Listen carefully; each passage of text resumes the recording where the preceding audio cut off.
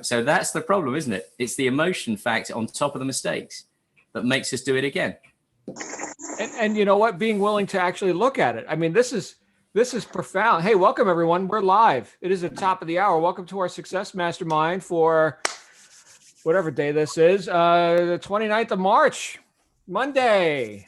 TGIM, my friends, my favorite day of the week. Monday is upon us. We got a few people tuning in live already, more tuning in. I want to say a special welcome to all of our new members, one of which I see right here. Hi, Lynn. Good to see you. Glad you're here.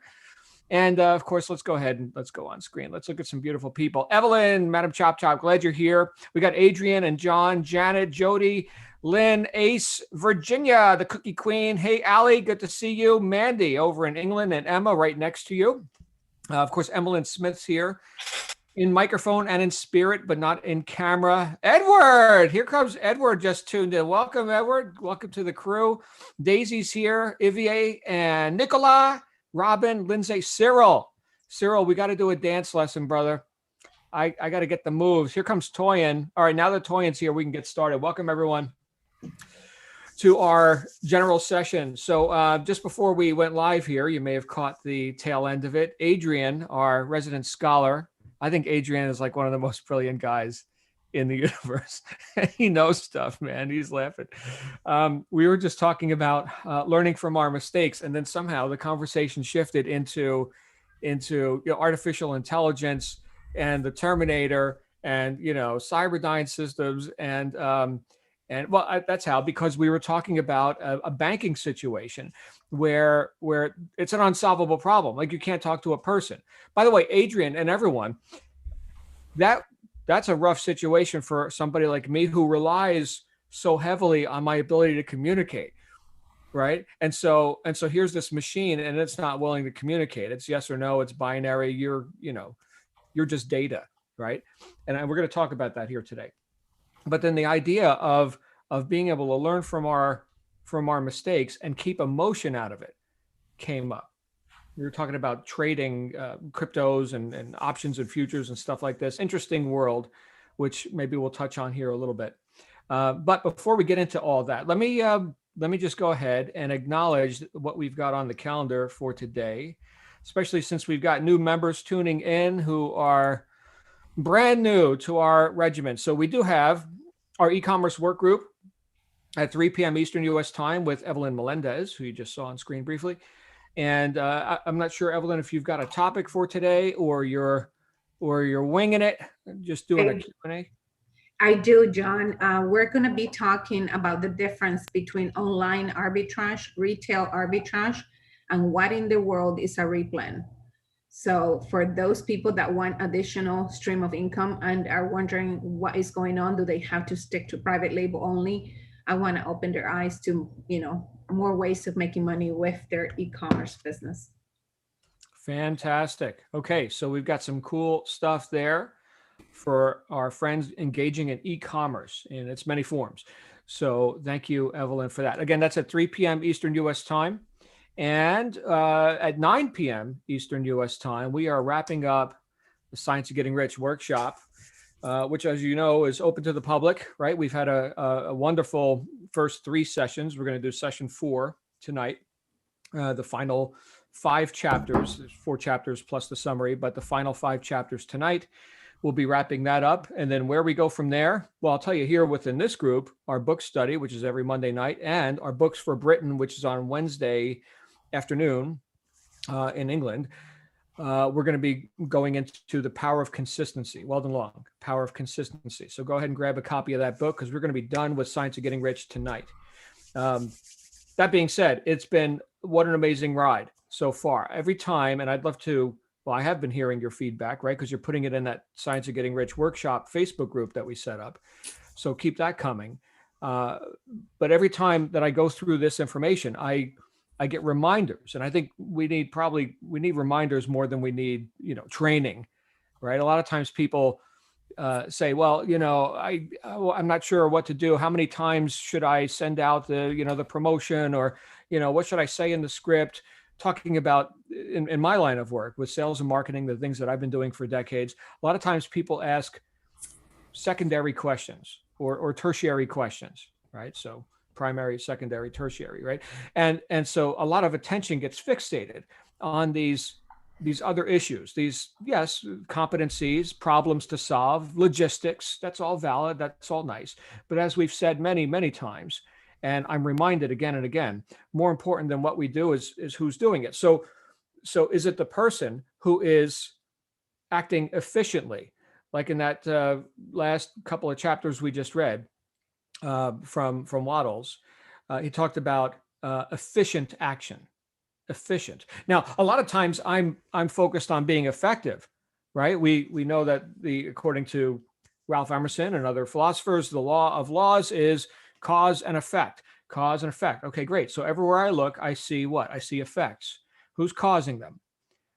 If you want to be effective, well, then you must assign cause to yourself, right? Effects don't create effects. Causes create effects. Okay, so I'm going to be cause now, right? Deliberately, knowing and willing cause over situations in my life, including solving these problems, which I may not have invented. They just showed up here and I happen to show up. And so now let's solve the problems. But a lot of times, and this gets into, I think, where our topic is going for today, a lot of times because of emotion, and this is what Adrian and I and Evelyn and a couple of us were just talking about before we went live. A lot of times because of emotion, I may not want to confront the reality of that problem, that learning experience, that challenge, that opportunity to expand and grow and evolve. I may not want to confront that because, well, I mean, I already know how to do it this way. How many of us have been in that situation where we keep barking up the wrong tree, right? Or we've been in the, I'm sure many of us in the corporate environment. It's been some time for me, but with the ladder leaning against the wrong wall, climbing the corporate ladder only to find that I'm at the wrong building, right? So how many of us have then turned around or actually failed to turn around and continue going down that road that just cannot bear fruit, at least not to the degree that we've determined for ourselves? If we've got standards, right, and we've allowed ourselves to diminish our standards for the sake of conformity, compliance, familiarity. I mean, familiarity is a nice sell, right? I mean, that's the easy one, right? People like comfort. People like to not change, right? Not have to make too many big decisions. Thinking back on Waddles, he said, thinking truth is laborious. Thinking truth, especially when it's contrary to appearances. We may have had, and like what we were talking about with Adrian before we went live, we may have had seemingly unsolvable problems. We may have had, like the last job I ever worked, I had an unsolvable problem. I was in a vehicle that there was no way I could reach my goal in that vehicle. I was barking up the wrong tree for years. And it was tearing me apart. Literally, I was in the hospital at one point. And I'm like, I've been lifting weights since I'm 16, 17 years old. I'm, about health and all this. And I was getting overweight and having a stress-induced colon infection and passing out. What's that about? Stress is real, right? This stuff shows up in our body. In fact, going back with the theme of the book we've been studying for the last week, right? As within, so without. Cause and effect. Cause and effect. Effect, right? So even this is effect. So what am I doing then to make progress in my life and actually solve problems by yes, confronting them? Great question. Here's the obstacle, the emotion. Why would someone not be progressive in their thinking and looking at solutions? Because they can't confront the problem. Why? Because it's going to be uncomfortable. Now emotion gets into it. And every time that I have seen myself, let me give it to you two ways. Every time I've seen myself be stuck or stalled or stopped, it's because I don't want to. I don't want to confront. I don't want to engage. I don't want to change. It's comfortable. It sucks, but it's comfortable. It's familiar. On the other hand, every time I've made big leaps in my life, and I've done it a few times, okay, and we've got little leaps too, okay. We're acknowledging our wins, even the little ones, because that also reestablishes or enhances or rehabilitates our standards, right? It makes us remember, oh my goodness, yes, I actually am powerful in my use of thought. I actually do deserve to succeed. You know what? I am worthy of my goals. Of course I am. But every time that I've done this is because I've confronted the problem objectively, working with what is, not with what should be, not all my opinions about it. And typically that's via the catalyst of another or others. In other words, let's say that I was talking with Adrian right now. Adrian, I got a problem, man. And it's the thing with the bank and the guy at the place with the thing, and right? So whatever, fill in the blank. And Adrian's not emotionally involved. I'm emotionally involved, right? I'm bemoaning my circumstances right now. And I'm seeking counsel with my friend, the great scholar, Adrian Garner, right? And so he looks objectively at it. He's not emotionally involved, right? His life is going on with or without this condition, and it's not even his condition. It's not his problem.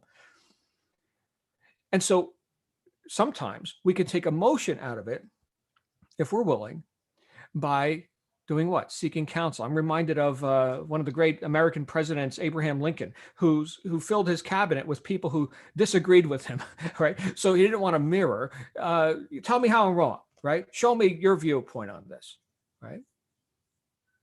Solomon, allegedly one of the wisest men of all history and richest, right? Had many counselors. And as long as he did, he was rich and successful and benevolent and all the things that people, when they think of Solomon, if they think of Solomon, they think of, the ideal Solomon, right? Well, guess what? He also fell off that wagon too.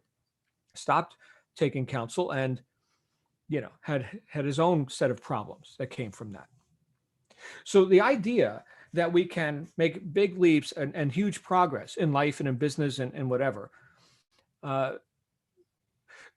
two things that come up for me. One is that we've got to be able to confront the problem.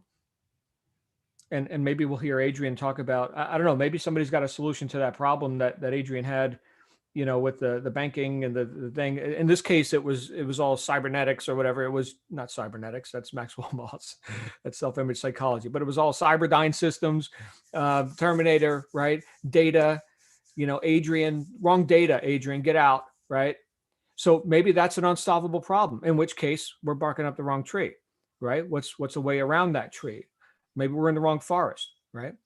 So we've got to be able to fully confront the problem to assess what barrier am I actually facing and what freedoms do I have to sidestep or overcome, jump over, dig under, do something about that barrier. If we can't be cause, no game.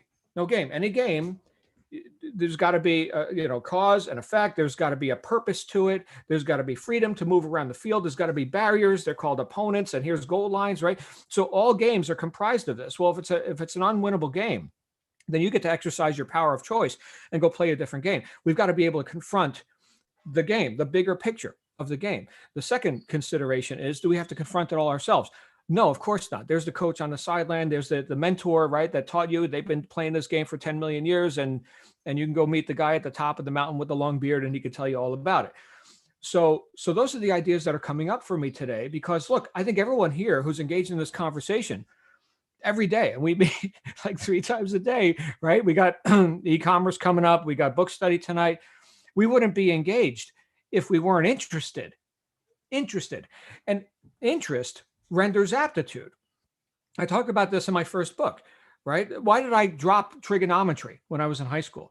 Not interested. And I sucked at it. I was like, what am I going to use this for? I'm out, right? Other people, trigonometry, man, awesome. Me, right? I'm into other stuff. I'm into the spoken word. I'm into philosophy. I'm into language. I'm into psychology, sales, marketing, trigonometry, meh, right? Other people, yeah, awesome. So interest renders aptitude. Sometimes people say, well, John, or let's use another example since I'm leaning on Adrian today. Adrian, how did you become so adept, so adroit? I'm using these scholarly words now, Adrian. How did you develop this aptitude for business and contracting and all this stuff? Well, you were interested and you take delight in it, right? The whole idea of diligence comes from the Latin root word diligere, which means to take delight in. You're interested. You created an aptitude. Now you're what? You're competent. And even you, Adrian, and you got your hand up, so let's bring you out here. But even you get to solve problems still. It's not like you get to coast through life because now you're learned or something, and you don't get to solve problems or deal with emotion, right? So Adrian, why don't you come out here since we're on this topic? What is our topic again? I don't even know what we're talking about here today. Adrian, help me, save me, Adrian. Hey, we were talking about mistakes to start with, and then we talked about the fact that, yes, we learn most from our mistakes, and they're the most valuable lessons, and that's what Evelyn was saying. But then we realized that from other situations we've seen recently, our emotions then cut in, and instead of always taking that lesson, our emotions get in the way and say, hey, I'll just have another go, I'll get it right this time. We do the same thing again. So it's learning to control those emotions and weigh up what you're really doing to really learn from your mistakes. It's the most powerful tool. The biggest knowledge we ever gain is through mistakes, because that gets branded on your mind. You don't want to go there again. So that's for sure. But I loved your reference to taking wise counsel, and that immediately reminded me, and you'll fill us in on the details from the book, Napoleon Hill, Think and Grow Rich. There's a whole section devoted to having a virtual imaginary cabinet. And he imagines them sitting around the table, people like Lincoln, etc., the best and most respected thinkers he can conjure up. And whenever he made a decision, he imagined what they would have said to him about that decision. And I thought that was extremely powerful. You might remind us, John, how that worked, but it was something along those lines, I think. Mm-hmm. Yeah, he was, he would have his imaginary counsel. And this was in addition to actual masterminding. Of course, his mentor was Andrew Carnegie. And so that guy knew stuff. In fact, Carnegie connected him with guys like Edison and Ford and Wrigley and those guys. But he would imagine in his off time, sitting there with, here's Lincoln, here's Bonaparte, here's Tom Jefferson, or like the people he admired most, and he would actually see their reactions, their mannerisms, and he would make, in this case, imaginary assumptions about what counsel they might give him. But I think all that plays into, look, I mean, who's sitting at this table? Great question, right? So here's Adrian, right, sitting in the council with, and then put in whatever the greats, that you consider, and those are your peers now. Those are your peers. Does that not also elevate our own self-image, our standards, right? We pretty much get what we expect, right? And so why would you be sitting at that table with George Washington or something, right? I don't know if that's one of your guys. He's certainly one of mine, but yeah, great question. So I think, and Adrian, we've talked about this too, and we're going to bring Cyril out here. Cyril, I can't wait to hear what you got to say. But we've talked about role models, and sometimes they're people we've actually met. So like my wife is a role model in some ways, right? Adrian's a role model in some ways, right? Evelyn, Madam Chop Chop, she's a role model in some ways. So each person has strengths that I perceive. That how would they approach it? What would Gail do? We got Gail Bauman on here. What would Gail do? Gail knows stuff, right? I think and I can't see Gail smile, but I know it's happening behind her little mask there. Hi, Gail. We're on Zoom. So I think what would these people who I consider the ideal in some way in my life, how would they solve this problem? What advice would they give me? They don't have to actually answer. They could. Adrian, do you have sessions like that? Do you consider? Yeah, John, I mean, I think aim as high as possible. That's the thing. Aim high with the greatest role models you can think of, because one of my favorite ever quotes from a friend used to be, they were aiming to be mediocre and they almost achieved it. And that sums it up. If you aim low or you aim medium, that's what you're going to get. You'll get lower than you aim. So you have to aim as high as you can with the biggest dreams you can, but also with the right mentors on a much higher level of game than you're playing. And that's what they say about mastermind groups. Play in a higher pool, because that pulls you up and forces you to take action and really throw yourself into it. So that's my thought on that, John. Beautiful. Hey, let's bring Cyril out here, because I'm sure he's got a profundity to lay on us. Hey, Cyril. Hi, John. Hi, everybody. Great talking to you. I just wanted to say that I don't know. I've always been quite introspective anyway. So from an early age, I started from my late teens. I started working on my inequalities, as I sometimes put them, and but I think a lot of people, and I realized quite quickly from counseling that the only way to deal with our inequalities is to feel the pain. You actually have to go through the pain to get out of the pain. There's no way around it, really, because it's not until you confront the problem that in reality you are then able to start to move past it, because I think most people suffer from either denial or fear of the pain, and so they just try to put it in a box. However, though, put it in a box for most people means that it tends to push out through the corners. So and I think some stuff can be done from the internal stuff about self. We can work on ourselves, but there's a lot of stuff you can only do with company. I mean, some things actually come from relationships and need to be dealt with in a relationship to be dealt with. I mean, the number of couples that end up divorced are a prime example, where often inequalities within certain members might cause problems that cause relationship problems. It happens all the time with everybody. And a true relationship is the fact that you're both working through those problems together. So, and trying as best you might to help each other through them, if you've got a good relationship, or a really good one. So, in my opinion, anyway. So, I think, yeah, counseling and having a mentor is wonderful, if you can get it and when you can get it. So go for it if you can. Yeah, but fundamentally for me, it is you have to go through the pain to get out of the pain. And for me, that's the only way I found to get out of mine. I've still got a long way to go. I've still got loads to work on. But thankfully, internally, I'm quite calm now, which is really nice, considering how I was when I was younger. So, yeah, interesting. I like this topic. It's an old one of mine. Thank you, Cyril.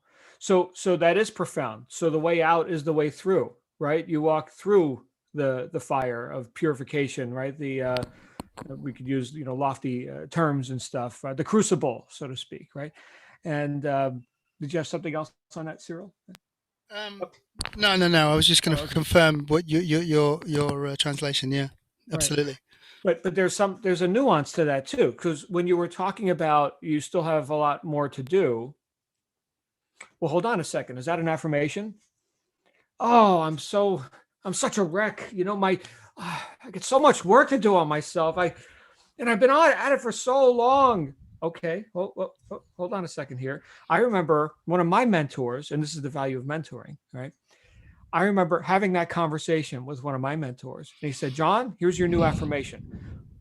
My old programming falls away from my personality easily and effortlessly." And I said, hold on a second. My old programming falls away from my personality easily and effortlessly.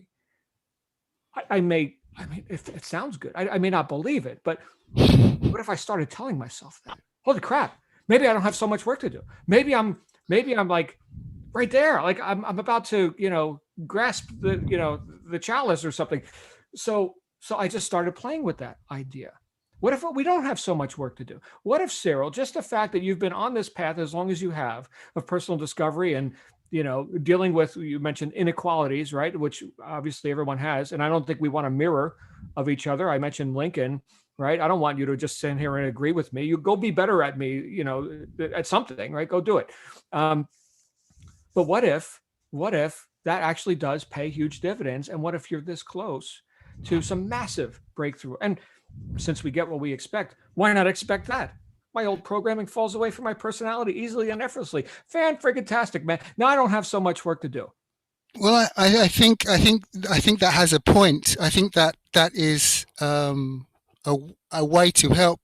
I don't know. My experience is that you have to get on with it, and denial of it is not always going to work. I think also a lot of my stuff is now about relationships, because most of my stuff within I've kind of dealt with. Okay, there are still a few things, but most of those will come up within a relationship. I know, because some things don't come up until a situation arises that pushes it out, and often it's our partners that push our buttons. So yeah, I don't know. I understand the idea of that one, and I think there's probably a way through with that, but I don't think it's the whole answer.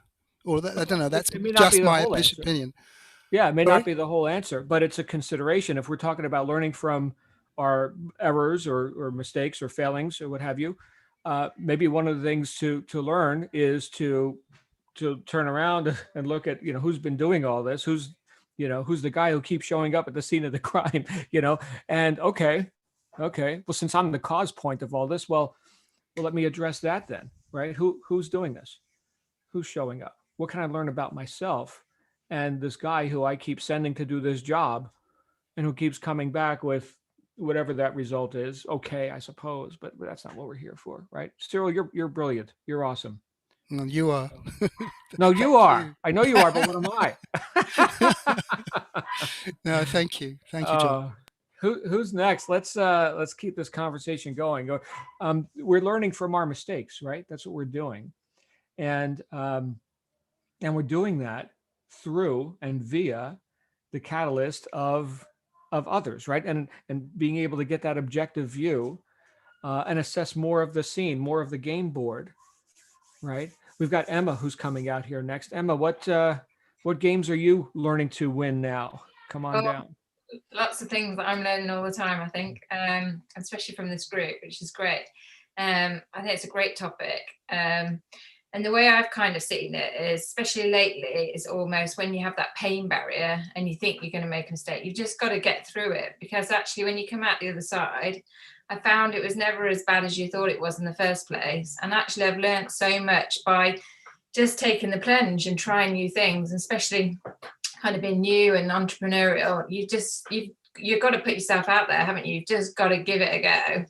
And I'd say I've learned so much, even in the last 6 months, completely, and from lots of people. And I love that part of the book of seeking counsel, because it's funny, because in the past, I suppose I've always thought, oh, what would my parents think? But actually, since that book, I've now started to go, right, well, if I went to the board of directors and I was to present my ideas to them of what I now need to do, it's now really made me think differently, because I've thought, well, I know this person in my past would have told me to go and do X. I know this other person would have said, oh, what were you thinking there? You need to go down this route. So I've kind of seek counsel from people who I've worked with in the past, but also other people I know who are quite entrepreneurial, and I've kind of thought in my head, well, what would they do next? And if I really haven't known, I've then picked up the phone and said, what would you actually do next?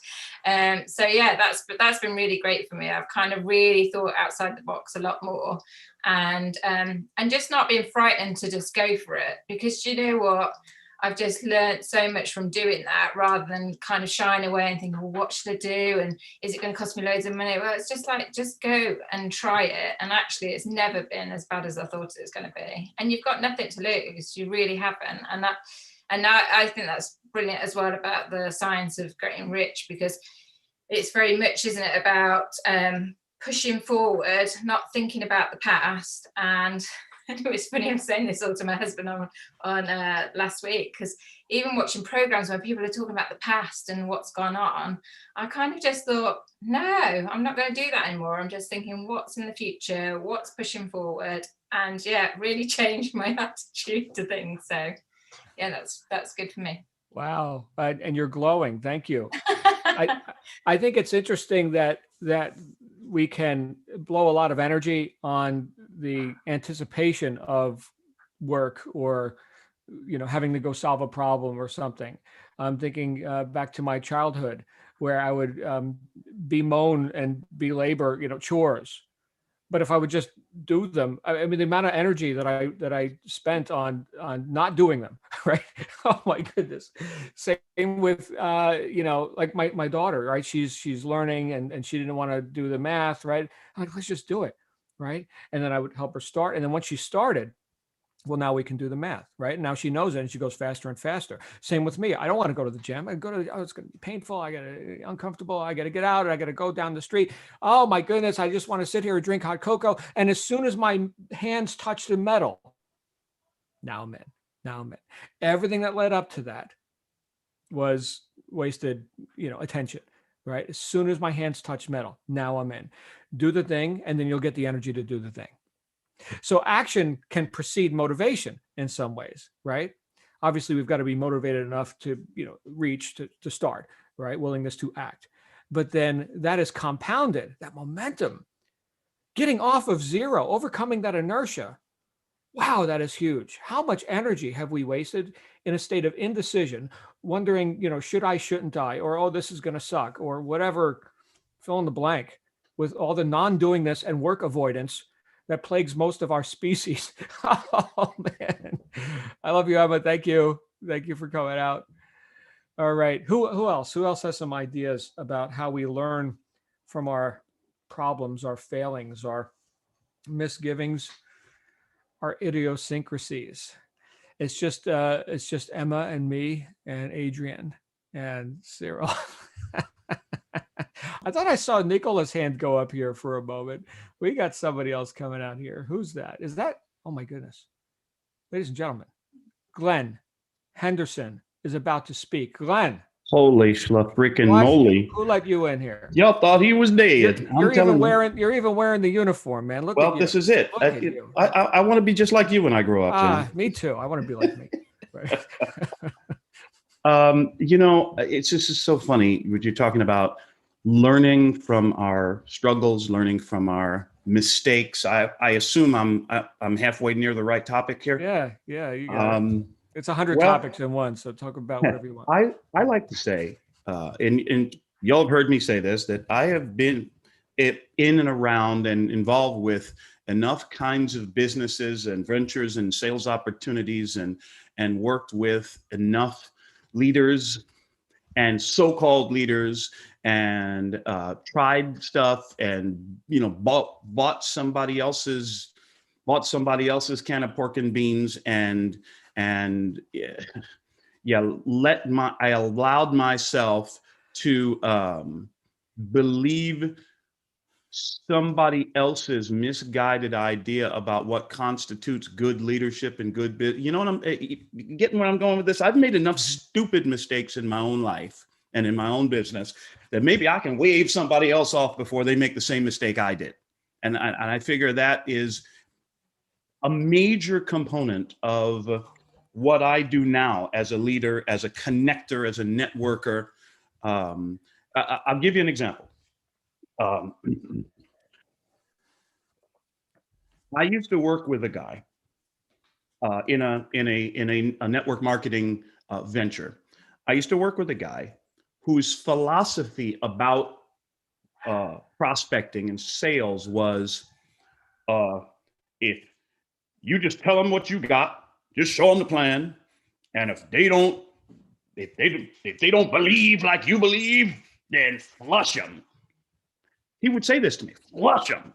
In other words, you don't need to be their friend anymore. You don't need that person in your life. Forget them. Tell them how stupid they are, and remind them how stupid they are for not believing exactly what you believe. And you know what? For way too long in my life, way too long in my life and my business, I did exactly that. I was a card-carrying member of the NFL. What's the NFL? The No Friends Left Club. Because I alienated all my friends. I literally, and sometimes purposely, drove people away from me. I believe that this attitude that I had was a significant contributing factor to the failure of my first marriage. And it was all because I was so, at the time, I was so naive and so blind and narrow-minded and quite literally stupid in how I did business, that I actually believed that the only thing that counted in life was whether you were going to buy my stuff. And if you're not going to buy my stuff, then screw you, pal. Really, literally. I think I've changed slightly since then. And so that was, for me, just one example, because I've had that kind of interaction put upon me by other people saying, well, if you don't want to join up with my team, then you, and when someone has been receptive, I have had occasion to say, listen, thanks so much for your offer, for sharing this opportunity with me. Are you open to a little coaching? And then the conversation starts. And I have been able to help people from time to time. I've been able to help people to understand that there's a better way to do business. There's a better way to create the kind of success that you desire. And it is by, what's he about to say, class? Creating relationships. By starting a conversation, opening a dialogue, creating a relationship, building a friendship, and now we have the trust between us so that maybe we might want to do business one day. So that was, for me, was just one example, John, of how learning from really somebody else's bad advice and my own stupid choices has now built and conspired in later years to the present. It's made me a better connector, a better networker, a better business professional now. So that's my story, and I'm sticking to it. Back to you, John. Well, you know what? And you're really good at that too. And so are many other people here in this forum. I don't know if you were here just before we went live, but Adrian was talking about dealing with this AI, right? This computer program, and it's just closing the gate on Adrian. There's no networking with it. There's no emotion about it. There's no communication skills. I mean, nothingness. It's just like a stop. And so how do we deal with that, right? I think the strong suit for everyone here, and I hope we maintain this, like I'm talking in a general sense throughout society. The strong suit for everyone here is that we're interested as people in delivering value, real value into the marketplace, and that we're not in a position, nor do we want to be in a position where we just shut other people down, because we know what it's like to have been shut down. And I think the more we can, and maybe this is just a discussion of economics and of course, supporting each other in small business and all this kind of stuff. Like I buy for anybody here, like you got a product on Amazon or you got an opportunity and offer something, sign me up, right? I want in. I know Nicola's launching a meditation and affirmation program. And we've got, of course, Ego recently published her book. Glenn, you recently published your book, which I read and then wrote the foreword to, and then bought it and read it again. And I'm like, man, the foreword was amazing with the foreword. Greatest foreword in the history of literature. Right. So the point is, people buy from people, and problems are solvable. And if we're presented with problems that aren't, or that we can't learn from, well, we gotta take a look at who's showing up to do this, and should we be showing up to do this? I'm terribly intrigued by Adrian's issue. And again, if people don't know what Adrian was talking about, I'm intrigued by it because here's one of the most competent people I've ever met in my life. Adrian, I'm giving you a tongue bath again. I know. Okay. But it's not in the field. It's not in the field. Like I can't help Adrian. I don't know. Like, well, how do you talk to the computer thing? It doesn't want to do business. I don't know. Maybe Cyril's got an answer. Cyril's got his hand up again. Cyril, can you do like an interpretive dance and then like convince the computer to like, do something? To be honest, I would. It would be good to do a dance lesson, but in reality, my love now is preferably a partner dance, and that's a bit out of the question at the moment. Don't have a partner to do it with. I can do it on screen. I could possibly try and rummage through some old thoughts about of some of the other dances I've done. I'll have a think about that. What I might do. Warm-ups are quite interesting to do either way. They're quite healthy to do. But I must admit, I wanted to applaud Glenn on his getting real. I always found that having myself throw up in front of myself was the way I found out, so to speak, that there was something I needed to deal with. But yeah, I wanted to agree with Emma on the point about doing stuff and getting on with it. I realized one of the things I knew I had to deal with years ago was not doing stuff I wanted to do because of either low self-esteem or not think I could, well, mostly around low self-esteem. And I realized that was basically that old Monday morning going to school feeling of the shit's about to hit the fan and I don't want to go. And then finding out once you get there that actually it really wasn't all that. And I kind of learnt from that, thankfully. And so mostly I've got on with the stuff I wanted to do. And I think you really have to push through sometimes that hesitancy we have to do stuff, to get on with things, and just get on with it and make the mistakes and know that you're going to make a mistake, but hopefully they won't be too large, and you should be able to come back from them quite easily and know that you'll get on with it. So, and besides that, if you want to learn, you've got to make mistakes. Otherwise, how are you going to learn? People learn more from their mistakes than they do from their wins, although winning would be nice. Okay. And it is nice. And you've had wins as well. Yeah. Right. So I guess the good news about making big mistakes is that you learn quicker. Yep. Right. That tends to stick. You don't need as many reminders, I suppose. Right. But and I know, Cyril, I keep bringing up the dance thing because you're probably the best dancer in the group, and yet we haven't seen you dance, right? So I don't know. Maybe it's a myth. Maybe I'll have to see if I can find some old videos. Yeah. I think there's at least one where I was just dancing for fun with a friend when I was with my choir. We were singing at the O2 in London for who was it? Oh, I can't remember. We actually I think was it 2019. We sang for Take That and Hugh Jackson. And I think we had a celebration party, and there is a video of that flying around the YouTube, so I'll have to see if I can find that.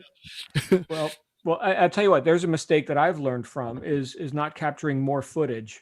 Yeah. Right. So yeah, agreed. Yeah. I've realized there's a lot of my life I either forgot to take a camera or I couldn't be bothered to pay for the film, so it didn't come. I've loved the modern age with a camera in my pocket. I absolutely love that.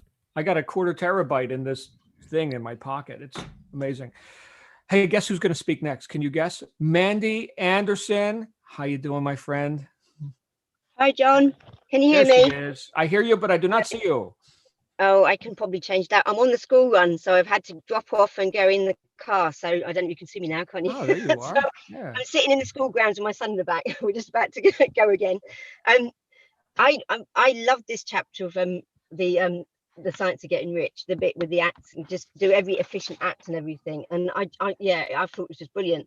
And what a bit about what Emma and Cyril was saying. So I've been very, very lucky in my life that I had the money when I needed to have the counselling. And I think that if you have counselling, and this was in my 20s and my 30s and my 40s, but if you have it, it is a lifetime thing that you're trying to change. But it's so worth it because it helps you to see more where you're going wrong. And then you have to be able to see it to be able to change it. If you can't see it, you can't change. And counselling gives you the ability to see it. But also, like she said, you have to start from where you are. And if you have got low self-esteem or low confidence, then you can't just suddenly make that confidence. It's going to come over time. And like Cyril said, you have to fight through it. You have to face it. You have to face where you think you're going wrong. But what I would say to people is that if you're somebody who's really feeling scared to do things, scared to jump in, scared to take that leap and everything, then as I've mentioned before, Susan Jeffers, I just thought some of her books were just so changing for me. And she talks about the ladder being against the wrong wall and all this as well. And she talks about a higher power and a lower power, or your lower self and your higher self. And I started rereading just to see it again, End the Struggle and Dance with Life at the weekend. And if you're scared of things, go and read Feel the Fear and do it anyway. If life is getting you down, go and read End the Struggle and Dance with Life, because she is so brilliant and she can show you a way of getting out of it. And it's a start. And not everybody's gone past all that yet. Some people are still there, and you need to fix that to make yourself the best of who you can be. And then one most important thing is forgive yourself when you make the mistakes, because you can beat yourself up forever. And I've beat myself up for a long time. And you've got to forgive yourself, and you've got to allow yourself to forgive yourself that you did what you thought was right at the time with what you knew. And you can't change it. Nothing's going to change. So forgive yourself. That was the past. move forward, just don't make the same one again. And that really that helps a lot. I know it does. And yeah, that was what was coming up for me. Wow, thank you. And you know what, the fact that you're practicing integrity towards putting these principles to use in your life. I mean, my goodness, you're driving around with the book in your hand. I'm guessing that was either your journal or Signs of Getting Rich. Signs of Getting Rich, yeah. Beautiful. Right. I remember one of my first mentors, we were talking about seeking counsel. And I suppose that could be, as you mentioned, you actually paid a counselor, right? Someone to counsel you, but counsel in the general sense. One of the people that I received a lot of counsel from, whether he knew it or not, was Bob Proctor. And Proctor used to ride around with a record player in his car. So like right where your book is now, on the passenger seat, for those who don't know, Mandy's in England, which is why she's sitting on the wrong side of the car. We're driving on the wrong side of the road. But Proctor would drive around with a record player in his car and play a portable record of The Strangest Secret by Earl Nightingale. So Earl Nightingale was one of his mentors, right? And here's one of Nightingale's classic recordings, The Strangest Secret. It's 32 minutes long. I know that because I've heard it 1,000 times. Yeah, and he would play it over and over. Yeah. So there's the diligence. I'm seeing it right there, Mandy. I have no question about who you are. You're freaking amazing. So anyway, thank you. Thank you for being here. Thank you for Books for Britain, which is going to resume next week, by the way, everyone, because we're cramming Wallace Waddles down our throats right now. No Books for Britain until next week. We're going to be on Weldon Long, Power of Consistency. Okay, so Mandy will be back. But guess who's back right now? Can you guess? Nicola Black. Black is back. Hi, Nicola. Black is the new black. Hello. Just following on from Mandy and Cyril's similar point, and it's just one of the things that I kind of realised I've done a lot of, and I think we all probably do to an extent, is think the worst. So if we're going into a situation, but anything, business, kind of relationship, social health, certainly people who have maybe struggled with anxiety in the past would generally fear the worst outcome. So we'll go into anything with a long list of things playing through our minds of what could go wrong. So any kind of new business venture or anything, well, what about this? And I haven't thought of that. And how am I going to get over this? And I can never do that. And we might, out of the God knows how many thoughts that we have in a day, throw in one or two potential positive outcomes. And I'm sure we probably all know this, but I think once you become really conscious of like the extent that you do that in your mind, it's quite enlightening once you realize that you're setting yourself up to fail every time by looking for the negative outcome, because then the chances are that's what you'll get. So it's just one of the things I've become really self-aware of, is talking myself into a situation, not out of a situation. And there's lots of different ways you can do it, with affirmations that I use. But one of the things I tend to try and do is focus on the end result that I want and keep that in mind, and constantly think about the positive outcome I'm going to get before I've even achieved it, rather than think of all of the negative things that could happen along the way, which I think, as Cyril mentioned, the chances are that they don't really materialize if you don't expect that they're going to. So I think just something in shifting that balance of your thoughts from all of I'm sure I've seen stats before, we have anything up to 60,000 thoughts in a day, and anything up to 80% of them are negative. So it just shows you to what extent you've got to really work with your thoughts to change the balance to a positive balance. But once you do, whatever it is that you're trying to achieve becomes a hell of a lot easier to do, because you already, in your mind, you already believe you can do it, and you already believe it's happened. And it's just a nicer experience to have rather than a fearful one. So yeah, just a similar point really, I think, to Cyril and Mandy, but that's kind of just how I tend to approach things in my mind now. Well, being conscious of your consciousness is a great inventory, right? So am I projecting the worst, right? Let me just take inventory of my thoughts here. And this is, the value of, what you've focused a lot of your attention on over the last few years, right? Which is, sit there, be quiet, listen to your own thoughts, right? Meditation. This is a big deal, because if we just keep playing the same, let's say 1,000 thoughts over and over and over again, willy-nilly, where's the evolution in that, right? But what if we actually monitor? Here's my emotional state based on my chronic, thinking patterns.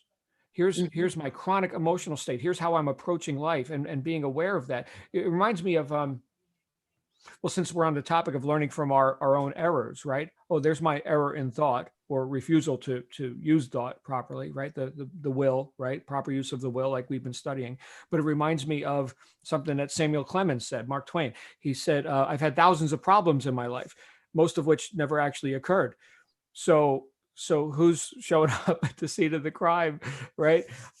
Nicola, thank you for the insight that you bring. And of course, you'll be bringing insights. Actually, you'll be bringing some silence tomorrow, right?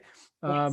Yeah, so everybody can tune in to our live group meditation session. And that is at, what time is that on British time here? Oh, it's 4 p.m. British time. 4, right.